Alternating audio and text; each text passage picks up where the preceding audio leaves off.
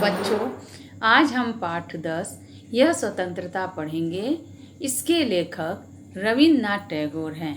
रविन्द्रनाथ टैगोर को रविन्द्रनाथ ठाकुर के नाम से भी जाना जाता है। इन्हें गुरुदेव के नाम से भी जाना जाता है।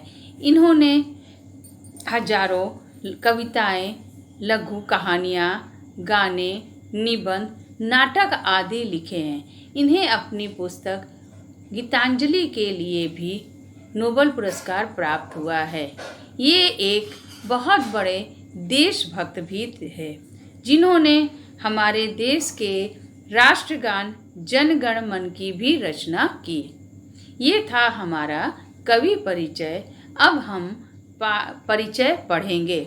इस कहानी में रविन्द्रनाथ टैगोर ने एक बच्चे के माध्यम से स्वतंत्रता का महत्व दर्शाया है, जो माँ की मार से तंग आकर अपने मामा के संग मुंबई चला जाता है, परंतु वहाँ अपनों का प्यार तथा अपने घर से आज़ादी न पाकर वह अनेक मुश्किलों में पड़ जाता है।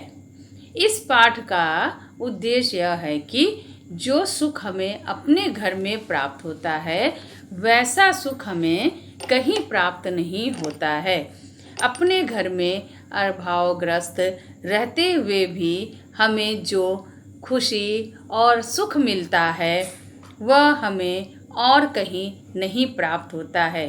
दूसरों के बड़े बड़े महलों में, सुख सुविधाओं से भरे घर में भी हमें प्राप्त नहीं होता है। अब हम पाठ पढ़ेंगे। पाठक चक्रवर्ती अपने मोहल्ले के लड़कों का नेता था। पाठक चक्रवर्ती मोहल्ले के लड़कों का नेता था। उसका स्वभाव बहुत ही चंचल था। सभी बच्चे उसकी आज्ञा को मानते थे। यदि कोई उसके विरुद्ध हो जाता तो उस पर आफत आ जाती। अगर कोई उसके खिलाफ बोलता तो उस पर आफत आ जाती। सब मोहल्ले के लड़के उसको मिलकर मारने लगते कि जब कोई उसकी शिकायत करता तो सभी मोहल्ले के लड़के मिलकर के उसके मारने लगते। आखिरकार बेचारे को विवश का अर्थ है लाचार। तो आखिरकार बेचारे को विवश होकर पाठक से क्षमा मांगनी पड़ती। एक बार पाठक ने एक नया खेल सोचा।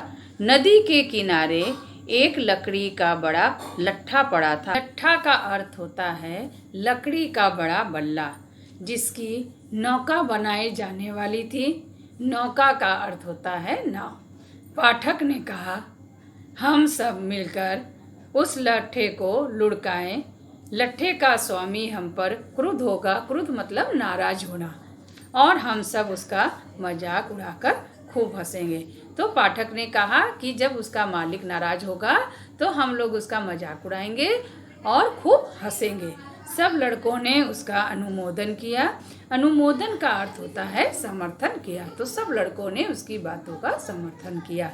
जब खेल आरंभ होने वाला था तो पाठक का छोटा भाई मक्खन बिना किसी से एक भी शब्द कहे उस लट्ठे पर बैठ गया।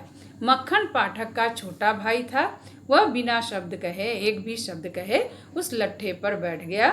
लड़के रुके, क्योंकि पाठक का भाई था, इसलिए सभी लड़के रुक गए और एक क्षण के लिए मौन रहे।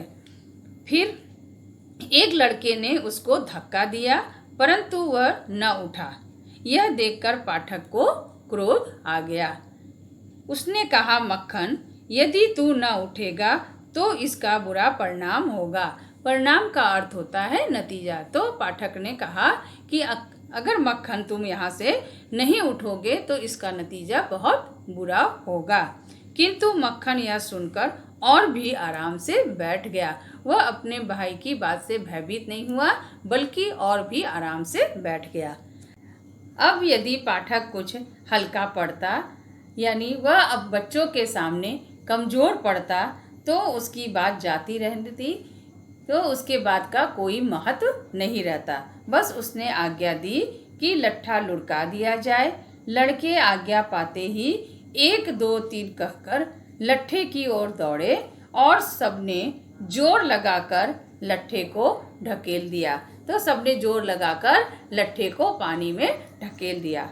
लट्ठे को फिसलता और मक्खन को गिरता देखकर लड़के बहुत प्रसन्न हुए। प्रसन्न होना मतलब खुश होना। सभी बच्चे बहुत खुश हुए, किंतु पाठक कुछ भयभीत हुआ, क्योंकि वह जानता था कि इसका परिणाम क्या होगा। क्योंकि उसे भय था कि मक्खन घर जाकर के माँ से उसकी शिकायत करेगा और उसे फिर मार पड़ेगी।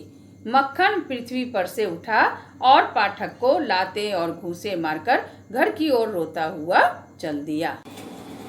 बच्चों, अब आगे की पढ़ाई हम अगले वीडियो में करेंगे।